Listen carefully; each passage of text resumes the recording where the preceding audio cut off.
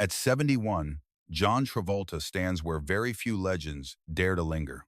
At the edge of the myth the world built around him, and the truth he's finally ready to say out loud. The boy who left Inglewood with $150 and a hunger that could set film on fire became Tony Manero, Danny Zuko, Vincent Vega, the pop culture trinity that crowned him immortal. But immortality has a tax, and he's paid it in private. The headlines only ever told half the story. The roar of opening weekends, the second coming with Tarantino, the airplanes, the mansions, the smile polished to a mirror shine. Behind it were the rooms no camera entered, hospital corridors, funeral flowers, unanswered questions, and the same ruthless shadow returning again and again to take the people he loved most. For decades, rumors tried to script his life for him. Faith, love, loyalty, isolation. A father's silence that breaks only when the house is finally empty. A husband's grief that refuses to become a performance. A star who learned the hardest lesson in Hollywood. When the lights go down, you only keep what you can carry in your chest. Tonight, the dance floor is quiet. The soundtrack is memory. And the revelation isn't a scandal, it's a map. One that traces how a kid who slept on couches learned to walk through fire without burning. How a man who buried a son, a mother, a wife, a brother, and two dear friends still chose to get up the next morning and make breakfast for his children. What we all suspected is simpler and braver than gossip. John Travolta's greatest role was never a character. It was endurance. Stay with me. We'll go back to the small house in New Jersey, to the first audition no one believed in, to the night the applause felt like oxygen, and to the moment the oxygen ran out. Before the legend, there was the noise. 6 kids, thin walls, and a father whose hands came home stained with rubber and resolve.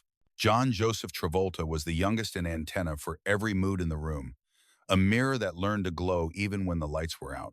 His mother, Helen, had once chased the romance of radio and stage before funneling that dream into community theater and classrooms, where chalk dust clung to her cuffs like the last spark of a spotlight. She taught diction and timing. Life taught hunger and timing. John absorbed both. He wasn't built in a studio. He was forged in a cramped New Jersey house, where attention was a currency and joy had to be summoned, not delivered. He danced to reroute worry, sang to overwrite silence, studied the rhythm of laughter the way a pianist studies scales. By 16, the classroom desk felt too small for the restlessness inside him. He left school with $150, a secondhand suitcase, and a bet that the world had a roll with his name on it. New York answered with cold shoulders and colder hallways. He slept where radiators hummed, starved where rejection echoed, and auditioned until the script of survival was memorized. Then came the rumor of a musical, a role he would later redefine. Grease, first as a touring lifeline, then as a cultural detonation. But the climb wasn't clean. He learned early that pop culture crowns weigh more than they glitter. They slide when grief tilts your world, and they cut when you try to take them off. The 1,970 seconds gave him a dance floor and a camera that loved the way he carved space out of air. Saturday Night Fever wasn't an invitation to strut. It was an exorcism, and audiences felt it. The following year, Grease didn't just succeed. It colonized memory.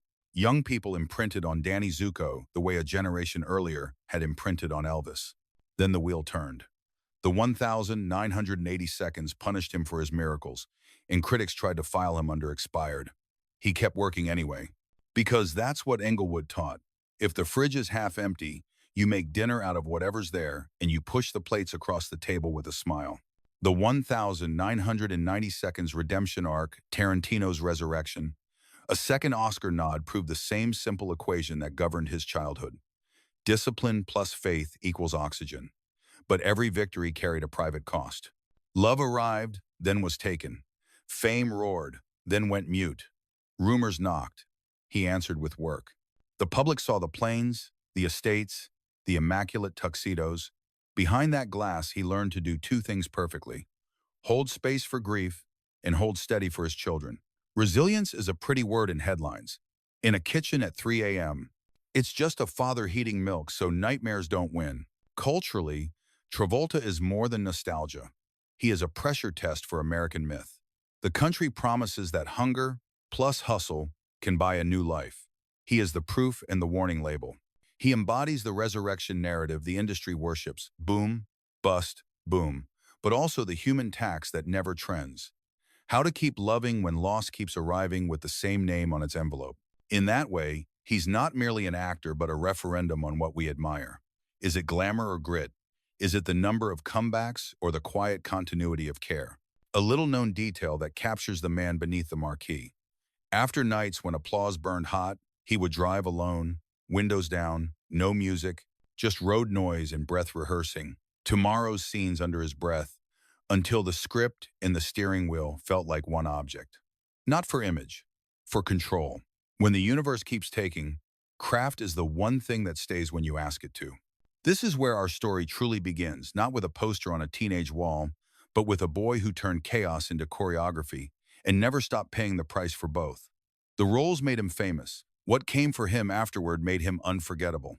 John Travolta's story doesn't start with Hollywood lights. It starts with the hum of a tire shop in Englewood, New Jersey, and a mother who refused to let her dreams die quietly. The youngest of six, John was born into a house that smelled of rubber, chalk, and coffee stretched too thin. His father, Salvatore Sam Travolta, a former semi-pro football player, spent his days wrestling tires onto steel rims, his evenings counting crumpled bills at a kitchen table that always felt too small for so many elbows. His mother, Helen Cecilia Burke, was the family's beating heart, a failed radio actress who refused to let the stage leave her life. She taught acting to neighborhood kids in their living room, turning mismatched chairs into front row seats and a single lamp into a spotlight. For John, that glow was magic. He watched his mother recite lines from Our Town and the Glass Menagerie, her voice transforming their noisy house into something sacred. She was the first star I ever knew, he would later say. But her lessons weren't about fame. They were about presence, the ability to make people feel something real even when your world feels small. The Travolta house echoed with more chaos than comfort. 6 children jostling for space, the clatter of dishes, the rattle of an old refrigerator that always seemed half empty. Privacy didn't exist, but imagination did. John learned to perform not out of vanity, but necessity. Every laugh he earned distracted from worry. Every dance step was a tiny rebellion against scarcity. He would later describe those years as a storm that taught me rhythm. By 9, he had memorized the dialogue of every sitcom on TV. By 12, he was sneaking into his mother's acting classes, volunteering for every role. The neighborhood kids laughed until they saw him on stage. Even then, there was something magnetic about the way he filled a room. Helen noticed it too. She began to nurture that spark, taking him to auditions for local theater, buying used scripts, and letting him skip chores if it meant practice time. He had the bug, she said, and there was no curing it. But love of art didn't pay the bills. When the lights dimmed, arguments about money flared. John's older siblings found jobs as quickly as they could. The oldest, Ellen, left to pursue acting in New York. To John, her departure felt like a door opening and closing at the same time, proof that escape was possible, but that it required courage he wasn't sure he had yet. School bored him. Teachers said he daydreamed too much. He said they didn't dream enough. By 16, he'd had enough of being told to stay practical. He dropped out, packed a frayed suitcase, and boarded a bus to Manhattan with $150 saved from odd jobs. He left behind a note for his brother to clean out his locker, a quiet farewell to the walls that had always felt too close. New York didn't roll out a red carpet. It rolled out concrete and cold. He auditioned by day, folded laundry by night, slept on borrowed couches and in theater hallways. Casting directors dismissed him with polite indifference. The city stripped him bare, but it also taught him resilience. He once said, "When you have no home, every door that opens feels like heaven." Then fate intervened through coincidence, as it often does. One night, in a laundromat, he overheard 2 actors talking about auditions for a touring production of Grease. He lied that he knew the play, showed up the next morning, and danced like survival depended on it, because it did. The director saw raw hunger and gave him a small part. For nearly a year, John lived out of a suitcase, traveling from city to city, performing for $185 a week. It was enough to keep hope alive. The applause each night wasn't about fame yet. It was about proof that he'd been right to believe. When the tour ended, he drove west in a beat-up Oldsmobile, chasing the promise of Hollywood. The car broke down outside Los Angeles, and he slept in parking lots, bathing in gym sinks to look presentable for auditions. He landed crumbs, an unconscious victim on Emergency, a one-liner on The Rookies, but each role was fuel. Every no, he said later, was one step closer to yes. That yes came in 1975 with Welcome Back, Kotter. He arrived late, dressed wrong, expecting rejection. Instead, he transformed under the studio lights into Vinnie Barbarino, the swaggering Brooklyn kid with the smirk that could melt steel. The audience fell in love instantly. Within weeks, Travolta was drowning in fan mail 10,000 letters a week. His face was on lunchboxes and t-shirts. His catchphrase, "Up your nose with a rubber hose," became playground currency. But fame has its own gravity. It pulled at him, stretched him, threatened to flatten everything genuine beneath the weight of image. Directors saw only the wisecracking teen, not the actor with depth beneath the grin. He realized quickly that the role that made him famous might also trap him forever. Yet, as he always had, he turned pressure into fuel. He spent nights walking Brooklyn streets, studying real kids, how they leaned, how they talked, how their laughter sounded when no one was watching. He turned mimicry into empathy, performance into truth. Those observations became the backbone of Tony Manero in Saturday Night Fever. The boy who once danced to quiet his family's worries now danced for the world, and the world couldn't look away. That film made him a household name, but it was also an echo of Englewood, working-class frustration, hunger for escape, the noise of too many dreams crammed into too little space. Every spin on that dance floor was a memory disguised as choreography. John would later admit that his childhood never left him. It lived beneath every character he played. The kid from the crowded house still whispers in every scene, reminding him why he started. The chaos, the noise, the cramped rooms, they were not curses. They were the furnace that forged the man who could survive the silence that would one day follow. When John Travolta arrived in Los Angeles, he wasn't chasing fame. He was chasing oxygen, a space where the noise of failure couldn't reach him. Hollywood, however, greeted him with indifference. The city didn't care about his hunger, his mother's sacrifices, or the long nights he'd spent sleeping in borrowed hallways. It cared about box office numbers and faces that could sell tickets. John had neither. But what he did have was persistence, carved from poverty and a stubborn refusal to disappear. His first credits were microscopic, a motionless body on Emergency, and a single forgettable line on The Rookies. The pay barely covered rent, but the soundstage itself felt sacred. Every time he stepped in front of a camera, even as an extra, he inhaled possibility. "I didn't need a big part," he once said. "I just needed the door not to close." Then came a phone call that changed everything. A last-minute audition for a new sitcom called Welcome Back, Kotter. He rushed across town 23 minutes late, dressed entirely wrong, sweat soaking through his shirt. But when the cameras rolled, the nerves vanished. Out stepped Vinnie Barbarino, a streetwise, smirking Brooklyn teen whose swagger masked vulnerability. The director saw it immediately. "That's our guy." The show premiered on September 9th, 1975, and within weeks, Travolta's life became unrecognizable. Viewers adored Barbarino's humor, his catchphrases, his cocky grin. Kids copied his walk. Teenagers mimicked his lines. The studio had to hire 2 people just to sort through his mail, more than 10,000 letters a week. ABC merchandise alone made millions. The boy who'd once shared a bedroom with 2 brothers now had his own fan club larger than some cities. But the same fame that fed him also trapped him. Casting directors saw him as a punchline, not an actor. The role that gave him everything threatened to define him forever. "They thought I was a joke," he later confessed. They didn't see the pain under the smile. But John had learned from Englewood that survival wasn't about being liked. It was about being undeniable. He turned his frustration into fuel. For Saturday Night Fever, 1977, he refused to play Tony Manero as another cocky kid. He studied real Brooklyn teens, listening to the rhythm of their slang, the anger in their laughter. He watched them swagger into nightclubs like kings, only to return home to broken families and overdue rent. What emerged on screen wasn't caricature, it was truth disguised as rhythm. His 12-hour rehearsals left his legs trembling, his shirts drenched, his body screaming for rest. But when the camera rolled, the exhaustion became part of the performance. He wasn't just dancing, he was bleeding determination into every step.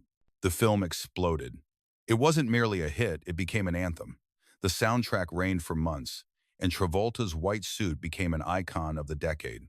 He earned an Oscar nomination at 23, one of the youngest ever. The boy who once couldn't afford bus fare now stood shoulder to shoulder with legends. That moment, he later said, wasn't success.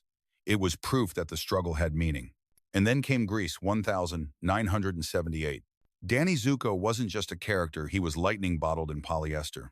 With Olivia Newton-John, Travolta created a cinematic chemistry so infectious that it still flickers half a century later. Grease earned more than $300 million, turning both of them into global icons. Posters of the duo covered teenage walls. Lines from the film became generational passwords, and John suddenly was everywhere. Interviews, award shows, magazine covers. Stardom had finally arrived, but peace had not. The attention, the travel, the relentless public gaze, it was intoxicating and isolating all at once. He began to understand that celebrity wasn't a finish line. It was a treadmill that never stopped. Everyone wanted Danny, he said, but I wasn't Danny anymore. I was just trying to catch my breath. By the early 1980 seconds, that breath grew shallow. Staying Alive, 1983, the sequel to Saturday Night Fever, was panned by critics. Moment by Moment with Lily Tomlin was mocked mercilessly. One headline sneered, Travolta's career, dead on arrival. For the first time, the boy who had clawed his way out of obscurity faced the silence of being forgotten. He retreated, quietly licking his wounds, questioning if he'd peaked too soon. Hollywood had moved on new faces, new styles, new trends, but the hunger that once carried him from Englewood's cracked streets hadn't left. It just waited. Then, in 1989, light returned to Talking Baby, a box office miracle called Look Who's Talking. It wasn't art house cinema, but it was success, and success meant breath. It reminded Hollywood that John Travolta could still make people laugh, still fill theaters, still matter. That movie saved me twice, he said, financially and spiritually. But destiny wasn't finished reshaping him. In 1994, Quentin Tarantino, a fan who'd grown up watching Saturday Night Fever, refused to believe the myth that Travolta was done. He cast him as Vincent Vega in Pulp Fiction. It was resurrection disguised as fiction. The film became a cultural earthquake, earning John his second Oscar nomination. The applause this time wasn't for youth or charm, it was for endurance. He had fallen, and the world had watched him rise again. By the late 90 seconds, he was commanding $20 million per film, starring in Face Off, Primary Colors, Get Shorty. The boy from the noisy New Jersey house had become Hollywood royalty. But behind the fortune and fame, a familiar quiet waited, the kind that comes just before life decides to test how much one heart can endure. The applause would fade. The scripts would change.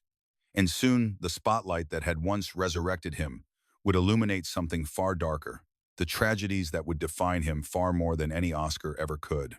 By the dawn of the 1990 seconds, John Travolta had become something more than a movie star. He was a living myth, an echo of every American dream that refused to die, no matter how many times it was buried. From the sweaty dance floors of Brooklyn to the bullet-riddled chaos of Tarantino's Pulp Fiction, his career wasn't a straight climb. It was a heartbeat rising, collapsing, rising again. And at its peak, he stood as both survivor and symbol, proof that talent, when coupled with endurance, could resurrect itself from ashes. After Pulp Fiction, the air around Travolta changed. Hollywood, which had once closed its doors on him, suddenly couldn't stop knocking. Producers who had ignored his calls now begged for meetings. Overnight, the man who had been dismissed as a 1970 seconds relic became the face of a new cinematic renaissance. Tarantino's lens had stripped away the caricature, revealing something raw, older, wiser, and more dangerous. Vincent Vega's every smirk, every dance step, was haunted by years of rejection. It wasn't performance, it was confession.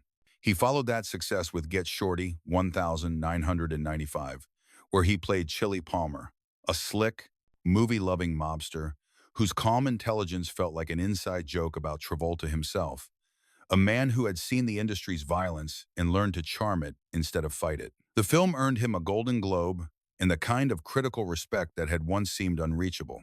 He came back from the dead, one journalist wrote, and Hollywood is acting like it saw a ghost. Then came Face Off 1997, a film that would push him to the edge of performance and endurance. Acting opposite Nicolas Cage, Travolta played both hero and villain, saint and sinner. It was an operatic spectacle of identity and madness, and he carried it with the ease of someone who had already lived through multiple lives of his own. The movie's success was staggering, grossing over $240 million worldwide. Critics called it his finest work since Saturday Night Fever. Audiences called it electrifying. He called it exhausting. When you play two men inside one skin, he said, you learn how fragile that skin really is. At his zenith, John Travolta was commanding $20 million a film, his name appearing in bold on posters before anyone else's. Primary colors, phenomenon, Michael the hits kept coming, and each new release carried the aura of inevitability. The boy who had once slept on hall floors now owned jets. The kid who had scraped by on $185 a week now owned mansions from Maine to Brentwood. He was the comeback king of Hollywood, a phoenix wrapped in Armani. But what no one saw, or perhaps no one wanted to see, was the toll it took to keep that myth alive. Fame, in its purest form, doesn't reward balance. It demands sacrifice. His schedule was brutal. 16-hour shoots, press tours that blurred into exhaustion, endless questions about Scientology, about rumors, about his private life. He smiled through it all, but behind the grin, fatigue was carving its own script. The same hunger that had once saved him was now threatening to consume him. In 2000, he took his biggest creative gamble yet, Battlefield Earth, an adaptation of a book by L. Ron Hubbard, the founder of Scientology. It was meant to be his great passion project, the film that would crown his legacy. Instead, it detonated in his hands. The reviews were merciless. Critics called it a cinematic disaster, a vanity project gone mad, the death of the comeback kid. Travolta once again became a punchline. Talk shows mocked him. Magazines speculated that his career was finished for good this time. The same Hollywood that had crowned him king now dragged him through the streets. He tried to shrug it off. You learn more from failure than success, he told Variety. But privately, he was gutted. I was laughed at more than I was listened to, he admitted later. For a man who had built his entire identity on the power of transformation, it was a brutal kind of silence. Still, there were sparks. Hairspray, 2007, brought him back into the public's affection. Disguised under layers of prosthetics and padding, he danced again, not as Tony Manero, but as Edna Turnblad, a loving, tender mother who reminded audiences that John Travolta's greatest gift had always been empathy. He disappears into kindness, one critic wrote. You forget the legend and see the soul. Then came the people verse, O.J. Simpson, American Crime Story, 2016. His portrayal of defense attorney Robert Shapiro was a revelation, a restrained, haunted performance that earned him an Emmy nomination and renewed respect from peers who had once written him off. Travolta doesn't act like he has something to prove, said co-star Sarah Paulson. He acts like he's already made peace with the pain. And maybe in a way he had. The 2010 seconds found him less as a superstar and more as a survivor. He no longer chased blockbusters. He chose roles that interested him. He showed up for fan conventions, signed autographs, shared stories, and took selfies with strangers. When asked how he handled the cyclical nature of fame, he smiled and said, "You stop trying to outrun the tide. You learn to float." A rare quote from him around this time reveals a man in transition. I've been everything. The new kid, the fallen star, the comeback, the joke, the survivor. Maybe the truth is I've just been me the whole time. At the height of his wealth and acclaim, he began investing in what grounded him, his family, his planes, his home in Ocala, Florida, where he could fly directly to his front door. It wasn't just luxury, it was control. After a lifetime of turbulence, he had finally built a runway of his own. But life, as always, had other plans. Just as the applause reached its loudest, the shadows began to gather again. The tragedy that had been whispering through his story since Englewood was ready to speak in full voice. Fame had given him everything, love, power, immortality, and was about to demand its cruelest payment. The boy who had once escaped a small, crowded house by chasing light would soon discover that even the brightest spotlight cannot chase away the dark forever. No one ever sees the darkness coming. It doesn't announce itself. It slips quietly through the cracks of joy and waits until the laughter gets loud enough to cover its approach. For John Travolta, tragedy became a recurring guest, unwelcome, but intimately familiar. The first time it came, he was 23. The world had just crowned him the Prince of Disco. Saturday Night Fever had made him an icon. Greece had made him immortal. And then, in the quiet spaces between triumphs, love found him. Her name was Diana Hyland, a luminous actress 18 years his senior, cast to play his mother in The Boy in the Plastic Bubble. She was graceful, whip-smart, and carried her own constellation of scars. On set, their scenes blurred into something real. The line between acting and living vanished, and John, still young enough to believe love could fix everything, fell completely. Diana became his compass, the first person to make him believe in stability. They made plans, whispered about marriage, shared late-night dreams over scripts and coffee. For the boy who had grown up performing for attention, Diana's love was quiet, grounding, safe. And then came the diagnosis: breast cancer. She hid it at first, thinking she could shield him. But when he found out, he stayed. Through surgeries, through pain, through every sleepless night, he refused to leave her side. On the 27th of March 1977, Diana Hyland died in his arms. She was 41. He was 23. A week later, Saturday Night Fever began filming. The world saw Tony Manero, swaggering, defiant, unstoppable. What they didn't see was John's private war. Each dance step was grief disguised as movement. Each spin on that glowing floor was an attempt to stay alive. His Oscar nomination that year wasn't a celebration, it was survival documented on film. "If she had lived," he once said softly, "I would have married her." But grief, cruelly, wasn't done with him. Barely a year later, in 1978, as Grease shattered box office records, his mother, Helen Cecilia Burke Travolta, was secretly dying of the same disease. The woman who had placed scripts in his hands and taught him how to dream refused to burden him with her suffering. She told no one. While he smiled on red carpets, she faded quietly in New Jersey, clipping newspaper headlines of his success and taping them to her bedside. When John finally learned the truth, it was too late. He rushed home whenever fame allowed, reading lines to her, just as she once had for him. She died that December. Two women, his first love and his mother, both taken by the same shadow. The symmetry felt like cruelty scripted by fate. He once said, "I started to believe there was a curse that every woman I loved would vanish." That thought would haunt him for decades. For a while, he hid in motion. Films, tours, premieres, anything to drown the silence. He smiled for cameras and thanked fans, but behind the scenes, he was unraveling. Then, in 1987, on the set of The Experts, he met Kelly Preston. She was everything the darkness wasn't: lighthearted, kind, mischievous. She had the same fire that first drew him to acting. Their chemistry was undeniable. They married in 1,991 inches, a small ceremony high in the Swiss Alps. The snow fell like confetti from heaven. For the first time in years, Travolta believed he could outrun the curse. The following year, their first child, Jett, was born, a miracle wrapped in joy. His laughter filled rooms, his curiosity matched his father's. Then came Ella Blue in 2000, her eyes the exact shade of Kelly's. Their home in Beverly Hills overflowed with music and laughter.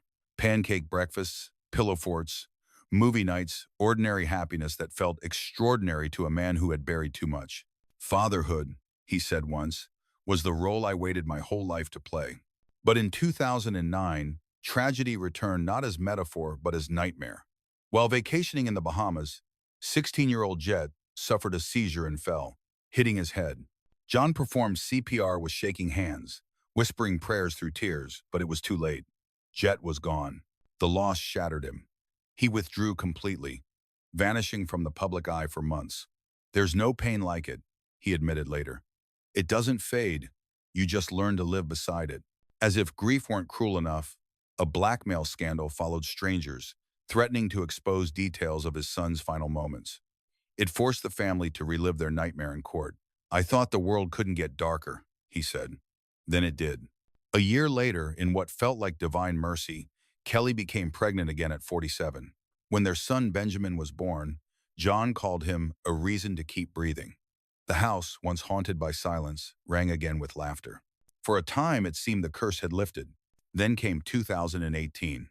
Kelly was diagnosed with breast cancer. For John, it was déjà vu turned horror, the same disease, the same whispered treatments, the same false hopes. He stood by her through every battle, holding her hand, forcing smiles for the children. She fought in silence, refusing pity. "She was courage," he said later. "She didn't want sadness in our home." On the 12th of July 2020, Kelly Preston died in his arms exactly as Diana had, exactly as Helen had. Three women, three pillars of his life, all claimed by the same merciless illness. At her funeral, John stood between Ella and Benjamin, their trembling hands in his. White lilies surrounded the casket as Kelly's favorite song played through the warm Florida air. When reporters asked how he was holding up, he only said, "Grief is personal. I'm learning how to live again." In private, friends said he would sit in silence for hours, staring at her empty chair, whispering conversations to the air. The house smelled faintly of her perfume for months, a ghost that refused to leave. Then, as if fate wanted to see how much more one man could bear, another call came. His younger half-brother, Sam Travolta Jr., had passed away suddenly at 52. Two funerals, 2 months apart. The flowers from Kelly's memorial hadn't even wilted yet, and still, tragedy wasn't done. In 2022, Grease co-star Olivia Newton-John lost her battle with again breast cancer. The circle had come cruelly full. A few months later, his dear friend Kirstie succumbed to the same disease. 5 women, his mother, his first love, his wife, his most famous co-star, and one of his closest friends, all stolen by the same illness. To John, it felt less like coincidence and more like fate's design. "The universe," he once said, "has taken everything from me that it gave." And yet somehow, he endured. He turned his grief into quiet purpose, raising his children, supporting charities in Jett's name, finding meaning in kindness instead of applause. The cameras that once captured his glamour now caught something deeper, a man who carried every scar with grace. His tragedies were not hidden anymore. They were worn like armor. At 71, John Travolta stands as Hollywood's most haunting paradox, a man both blessed and cursed, whose story is no longer about fame but survival. Behind every smile is an elegy. Behind every film, a memorial. But even in loss, he refuses to fall silent. As he once said, "Love is worth it, even when it breaks you." When the lights of Hollywood began to fade around him, John Travolta didn't resist the darkness. He learned to walk through it quietly, carrying only what still mattered: his children, his memories, and the echo of a life that had burned bright enough for 10 men. After Kelly's passing in 2020, John withdrew from the world.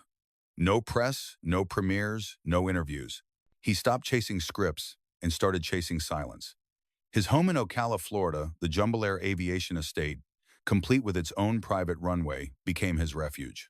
There, surrounded by photographs and the hum of engines, he began to rebuild the rhythm of ordinary days. The mornings belonged to Benjamin, the miracle child who had once pulled him back from despair. They'd cook breakfast together, pancakes, always too many, then walk their dogs along the edge of the runway. Sometimes John would lift his son into the cockpit of his private jet and teach him how to read the dials. "Every pilot flies," he told him once, "but the real skill is learning how to land when things get rough." It wasn't about aviation, it was about life. Ella Blue, now an actress and singer herself, became his anchor. She inherited her mother's warmth and her father's quiet magnetism. On social media, she often calls him "my hero," and the way his face softens in every photo beside her tells the rest of the story. Together, they began attending events, again, not for fame, but for gratitude. "She keeps me brave," he said. "When I don't know if I can go on, I look at her and remember why I have to." He began to open up online in small, unguarded ways, short videos of him dancing with Ella in their kitchen, birthday posts for Kelly, tributes for the friends he'd lost. There was no stagecraft left in these moments. Just a man, barefoot on his kitchen tiles, moving to music because it's the only language that never betrayed him. Professionally, Travolta's pace slowed but never stopped. He took roles that felt personal, stories about survival, loyalty, and second chances, mirrors of his own life. The Poison Rose, 2019, Paradise City, 2022, and the upcoming Cash Out marked not a return to stardom, but a redefinition of it. He no longer needed to prove himself. "I act now because I love the craft," he said simply. "It's not about being the lead, it's about staying in motion." That motion includes the skies. Flying has always been his second life, a sanctuary where grief can't quite reach him. Inside a cockpit, he isn't a star, a widower, or a headline. He's just John, a pilot with hands steady on the yoke, tracing the clouds like memories. He still owns multiple aircraft, including a Gulfstream and a Learjet, but the Boeing 707, once his pride and joy he donated to a restoration society in Australia. "Let it keep flying," he said. "That's all any of us can hope for." Encapsulated not in weight in the Spartable. Financially, he remains among Hollywood's wealthiest survivors, with an estimated net worth of over $250 million. But what he guards most fiercely now isn't wealth, it's peace. The same man who once spent nights rehearsing under flashing lights now spends them cooking dinner, watching old movies with his children, or sitting in the hangar under a quiet Florida sky. Those who meet him today describe a gentleness almost unrecognizable from his early fame. There's still the movie star polish, the perfect posture, the generous smile, but beneath it, an unmistakable stillness. He laughs easily, speaks softly, and carries the aura of someone who has already wrestled with fate and made peace with its cruelty.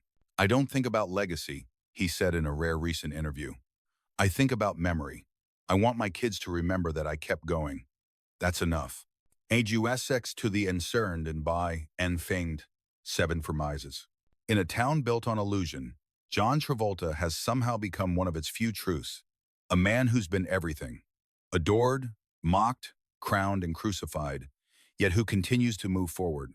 He doesn't dance as much anymore, but when he does in his kitchen, with Ella or Benjamin laughing beside him, it's not performance, it's resurrection.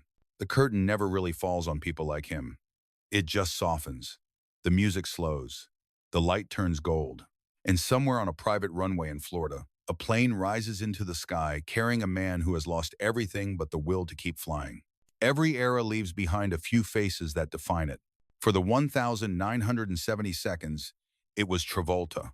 All rhythm, charisma, and rebellion. The living pulse of a generation that needed to believe working-class kids could become gods under the spotlight. But as time passed, something remarkable happened. He didn't stay trapped in nostalgia. His image aged, fractured, and deepened until it became something much rarer, a cultural mirror that reflected both Hollywood's promise and its cruelty. In film history, John Travolta stands as one of the very few to have lived through 2 golden ages: the disco-lit spectacle of the late 70 seconds and the indie renaissance of the 90 seconds, reinventing himself so completely that audiences almost forgot they were watching the same man. His performances bookend 2 different Americas, one that danced to forget its troubles, and one that talked about them in blood-spattered dialogue and irony. The cinematic record tells part of his story. Saturday Night Fever gave blue-collar youth its anthem. Grease froze innocence into eternal summer. Pulp Fiction shattered the line between pop and art. Together they form a strange trinity body, heart and soul. And through them, Travolta became not just an actor, but a shorthand for transformation itself. Every comeback since has been measured against his. But legacy isn't only about art, it's about endurance. Few public figures have absorbed so much private pain while remaining so publicly gracious. Travolta's tragedies turned him into an unlikely symbol of perseverance, the rare celebrity whose vulnerability became part of his mythology. He showed that resilience isn't about smiling through loss. It's about choosing to keep loving afterward. That lesson resonates far beyond cinema. Younger actors often speak of him with quiet reverence. Quentin Tarantino once called him a living example of what faith and craft looks like. Olivia Newton-John described him as the safest person to dance with, on or off screen.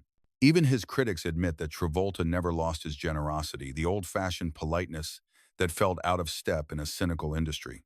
In an age obsessed with reinvention, he simply persisted. There's also the matter of image, the hair, the walk, the smirk. He turned them into icons that generations still imitate, from Halloween costumes to TikTok parodies. Yet beneath the pop culture parody lies an undeniable tenderness, a reminder that style, when infused with sincerity, can outlive irony. Each time a young actor slides into a leather jacket or rehearses that sideways grin, they're quoting Travolta, whether they know it or not. Beyond film, his philanthropy has become a quiet force. The Jett Travolta Foundation, created in honor of his late son, funds children's hospitals, special needs programs, and education initiatives across the world. He rarely advertises it. The donations arrive without fanfare. Signed simply, "For Jett." What began as a monument to loss became an engine of compassion. It is, in many ways, his most meaningful sequel. And culturally, he embodies something America still craves: the promise of reinvention. The idea that even after humiliation, heartbreak, or age, one can begin again. His life has turned into a parable that transcends fame, proof that survival itself can be a kind of artistry. The man who once defined cool now defines grace. When film historians write about Travolta, they will mention the awards, the revivals, the dance floors, the heartbreaks. But beneath all of it runs a quieter truth. He made audiences believe that light could come from chaos, and that even when the spotlight fades, dignity can stay. His legacy is not perfection, but persistence, the courage to keep showing up long after the applause has stopped. Because in the end, what endures isn't the pose, the suit, or even the music. It's the rhythm of a man who kept moving, and in doing so, taught us all how to keep moving too. When you step back and look at the full arc of John Travolta's life, what you see isn't a celebrity story, it's a human one. The tabloids always tried to make him a headline, a curiosity, a man forever linked to fame, faith, and rumor. But the truth underneath is far more profound. John Travolta is not a man who lived through Hollywood. He's a man who survived it. Every rise in his life came with an echo of loss. Every triumph had a shadow waiting behind it. He turned poverty into performance, grief into art, and silence into survival. How many people could bury a son, a wife, a mother, a brother, and still find the strength to smile for the world? How many could lose 5 of the most important women in their life to the same disease and still choose hope? That's not just endurance. That's faith of the most private kind. Hollywood loves to market resilience, but Travolta lived it. The disco prince of the 1,970 seconds, the fallen idol of the 1,980 seconds, the resurrected icon of the 1,990 seconds, and finally the quiet father, the man who found peace in solitude and purpose in love. His career isn't perfect. He made mistakes, questionable films, strange detours, but perhaps that's what makes him so quietly compelling. He never hid from imperfection. He simply kept going. There's a moment in Pulp Fiction, Vincent Vega, dancing under the fluorescent lights, trying to forget the chaos around him that, in hindsight, feels prophetic. Travolta has spent a lifetime doing exactly that, finding rhythm in ruin. His dance floors have changed from Brooklyn clubs to empty kitchens, from Oscar stages to hospital hallways, but the motion never stopped. Because for him, movement was always survival. If there's one lesson his story leaves behind, it's that fame doesn't protect you from pain, it amplifies it. But it also magnifies what's inside you, and in Travolta's case, what was inside was empathy, loyalty, and an almost supernatural gentleness. Even when mocked, even when misunderstood, he never lashed out. He simply carried on, as though forgiveness were his quiet rebellion. And maybe that's why audiences still love him. Not for the glamour or nostalgia, but for the sincerity. The boy from Englewood never vanished beneath the tuxedos and headlines. He just kept finding new ways to say, "I'm still here." That's the kind of fame that can't be bought. It's earned, one heartbreak at a time. So where does he stand now in the twilight of a life that has seen both heaven and hell? Perhaps exactly where he's meant to be, flying above the clouds, looking down on a world that once adored him, then forgot him, then remembered again. Not bitter, not broken, just wiser. The last of a generation that understood how to live through tragedy without turning it into spectacle. For this channel, for Celebrity Forgotten, John Travolta represents something larger than cinema. He represents the endurance of love, the kind that survives ridicule, disease, and time itself. He is proof that the soul of Hollywood still has a heartbeat, even if it sometimes trembles. There's a certain quiet that follows a storm, the kind of silence that feels earned. That's where John Travolta lives now. Not in the roar of applause or the flash of paparazzi cameras, but in that stillness that only comes when a man has given everything he has to give and survived to tell the story. He's no longer the boy from Englewood chasing dreams, nor the superstar spinning under disco lights. He's something rarer, a man who has faced the entire spectrum of life, from blinding fame to unbearable grief, and somehow emerged softer, not harder. When he smiles now, it carries the weight of every person he's lost, and the grace of someone who refuses to let sorrow turn to bitterness. The world often forgets that behind every legend lies a person, one who bleeds, falters, loves, and aches like the rest of us. Travolta never asked for pity. He simply kept showing up, decade after decade, even when the spotlight had cooled and the scripts had grown thin. His greatest performance may never have been on film at all. It may be the simple, stubborn act of continuing to live. Sometimes, when he posts a short video of himself dancing with Ella or flying his plane above the Florida clouds, it feels like we're witnessing the last verse of a song that began half a century ago. The melody's slower now, but still achingly beautiful. The man who once defined cool with a wink and a dance step now defines courage with quietness. In Hollywood, everyone talks about legacy, about being remembered. But maybe Travolta's gift isn't legacy.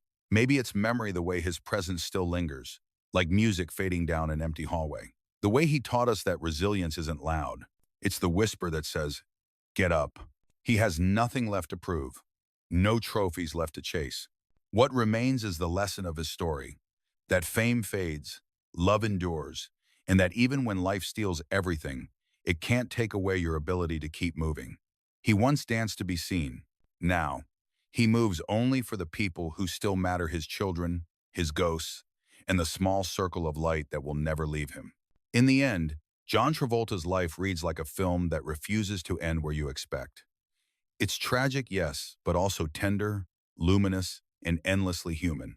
The boy who grew up in a crowded house, the man who lost nearly everyone he loved, still carries the same defiant spark he always had. He's still dancing, just slower now, with more truth in every step. Some stories were never meant to be known. But now,